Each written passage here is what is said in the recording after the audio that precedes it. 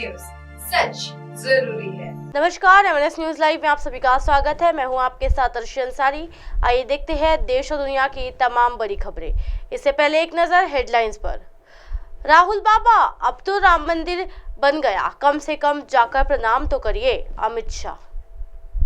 चुनाव से पहले चरम पर सियासत, शोले के जयवीरू के साथ गब्बर की भी हुई एंट्री। संयुक्त राष्ट्र महासचिव गुटेरस नेपाल के 4 दिवसीय दौरे पर काठमांडू पहुंचे, किया गया सम्मानित। आइए देखते हैं खबरें विस्तार से। राहुल बाबा, अब तो राम मंदिर बन गया, कम से कम जाकर प्रणाम करिए। अमित शाह ने इटली के लोग का जिक्र करते हुए किया हमला। जी हां, केंद्रीय गृह मंत्री अमित शाह ने मध्य प्रदेश में विधानसभा चुनाव में सत्ताधारी भाजपा के पक्षों में वोट मांगते हुए विरोधी दल कांग्रेस पर जबरदस्त हमला बोला। गृह मंत्री शाह इस बात वक्त मध्य प्रदेश के 3 दिवसीय दौरे पर है। उन्होंने शनिवार को कमलनाथ के गढ़ छिंदवाड़ा में कांग्रेस पार्टी के साथ गांधी परिवार को घेरते हुए कहा कि इटली के लोग प्रधानमंत्री नरेंद्र मोदी द्वारा कराए गए विकास कार्यों को नहीं समझ सकते। रिपोर्ट्स के मुताबिक अमित शाह ने कहा, कांग्रेस हमें ये बताने की चुनौती देगी कि हम राम मंदिर का निर्माण किस दिन शुरू करेंगे। जब मैं भाजपा अध्यक्ष था तो यही राहुल बाबा थे जो वो कहकर हमारा मजाक उड़ाते थे कि मंदिर वही बनाएंगे, पर तारीख नहीं बताएंगे। लेकिन आज सारा देश देख रहा है। गृह मंत्री शाह ने छिंदवाड़ा के जुन्नारदेव निर्वाचन क्षेत्र में कहा, कांग्रेस के राहुल गांधी ने देखा कि हमने मंदिर का निर्माण शुरू किया और उसे पूरा भी कर रहे हैं। उद्घाटन की तारीख भी तय कर दी गई है, कब मंदिर में प्राण प्रतिष्ठा की जाएगी, अब क्या कहेंगे वो, शाह ने मध्य प्रदेश कांग्रेस प्रमुख कहा। जी हां, अपनी बात को आगे बढ़ाते हुए अमित शाह ने राहुल गांधी पर व्यंग करते हुए कहा कि कम से कम अब तो राहुल बाबा को जाकर भगवान राम को प्रणाम करना चाहिए। उन्होंने कहा, चाहे राम मंदिर हो, निर्माण हो, धारा 370 और को हटाना हो, 3 तलाक को खत्म करना हो, सर्जिकल स्ट्राइक और एयर स्ट्राइक करना हो, चंद्रयान हो, नई सांसद का निर्यान हो, महिलाओं को 33% आरक्षण देना हो, मोदी जी ने इस देश का गौरव बढ़ाने में कोई कसर नहीं छोड़ी है। शाह ने कहा, मध्य प्रदेश कांग्रेस के केवल 3 परिवारों की चलती है और वो परिवार है दिग्विजय सिंह का, कमलनाथ का और सबसे सुप्रीम है गांधी परिवार। गांधी परिवार द्वारा कमलनाथ के परिवारों को आदेश दिया जाता है, लेकिन विफलता की जिम्मेदारी दिग्विजय सिंह के परिवार पर डाली जाती है। अमित शाह ने आखिर में कहा, इस साल मध्य प्रदेश के लोग 3 दिवाली मनाएंगे।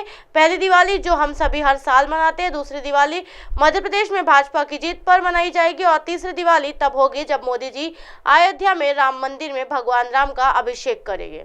बढ़ते हैं अगली खबर की ओर। चुनाव से पहले चरम पर सियासत, शोले के जयवीरू के साथ गब्बर की भी हुई एंट्री। जी हां, मध्य प्रदेश में विधानसभा चुनाव के लिए 17 नवंबर को मतदान होगा और वोटों की गिनती 3 दिसंबर को होगी। चुनाव के पहले सियासत चरम पर है और वो बयानबाजी से जहां छोटी और बौछार कर रहे हैं। जी हां, बयानबाजी के बीच हिंदी के ब्लॉकबस्टर फिल्म शोले की भी एंट्री हो चुकी है। दरअसल कांग्रेस ने अपने प्रदेश अध्यक्ष कमलनाथ और दिग्विजय सिंह की तुलना फिल्म शोले के जयवीरू यानी अमिताभ बच्चन और धर्मेंद्र से कर दी है, तो इस पर बीजेपी भी कहा चुप बैठने वाली थी। बीजेपी ने इस पर चुटकी ली और दोनों नेताओं को फिल्म शोले के किरदार की तरह जेल से भागे हुए और धोखेबाज करार दिया है। सुरजेवाला ने कहा, गब्बर कोई गड़बड़ नहीं कर पाएगा। जी हां, कांग्रेस नेता रणदीप सुरजेवाला ने शोले के जय और वीरू की उपमा देते हुए कहा कि कमलनाथ और दिग्विजय सिंह का रिश्ता शोले के धर्मेंद्र और अमिताभ बच्चन के जैसा है। उनके रिश्तों को गब्बर सिंह भी नहीं तोड़ पाया। सुरजेवाला ने भाजपा की तुलना गब्बर सिंह से की और कहा कि कोई गब्बर सिंह कुछ गड़बड़ नहीं कर पाएगा। पत्रकारों ने कांग्रेस नेता सुरजेवाला से मध्य प्रदेश की कुछ सीटों पर उम्मीदवारों को बदलाव और राज्य में टिकट वितरण को लेकर दिग्विजय सिंह और कमलनाथ के बीच कथित मतभेद को लेकर सवाल किया गया था, जिसके जवाब में सुरजेवाला ने ये बात कही। भाजपा ने कहा, कांग्रेस के जयवीरू है धोखेबाज। जी हां, सुरजेवाला के बयान पर तंज कसते हुए राज्य भाजपा प्रवक्ता पंकज चतुर्वेदी ने कहा कि सुरजेवाला का बयान इस तथ्य को उजागर करता है कि कमलनाथ और दिग्विजय सिंह जय और वीरू के धोखेबाज पात्रों के समान हैं जो जेल से भाग गए थे। इसलिए तो मध्य प्रदेश में लोग दिग्विजय सिंह को मिस्टर बंटाधार कहते हैं और करप्शन नाथ को भी कोई तवज्जो नहीं देता है। दोनों ने मिलकर कांग्रेस कार्यकर्ताओं को लूटा है। दोनों को जब भी मौका मिला उन्होंने आम जनता को लूटा है। इन दोनों से अब तक कोई नहीं बचा। ये दोनों धोखेबाज हैं। बढ़ते हैं अगली खबर की ओर।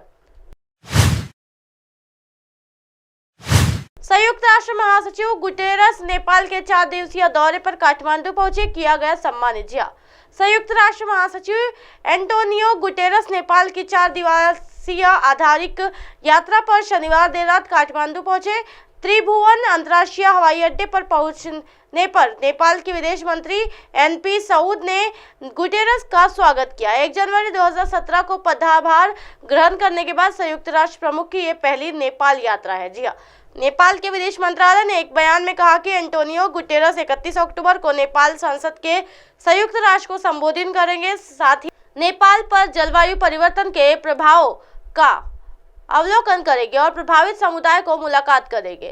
तय कार्यक्रम के अनुसार अपनी नेपाल यात्रा के दौरान संयुक्त राष्ट्र महासचिव का अन्नपूर्णा बेस कैंप क्षेत्र के साथ साथ माउंट एवरेस्ट के प्रवेश द्वार लुकला का दौरा करेंगे, जहां वो जलवायु परिवर्तन पर से प्रभावित समुदायों के साथ बातचीत करेंगे। इसके अलावा वो गौतम बुद्ध की जन्मस्थली लुम्बिनी और पोखरा भी जाएंगे। इसी तरह की दिन भर की तमाम बड़ी खबरों से फिर कराऊंगी आपका रूबरू। तब तक देखते रहिए एमएनएस न्यूज नेटवर्क। मेरे साथ ये निरशन सारी के साथ नमस्कार।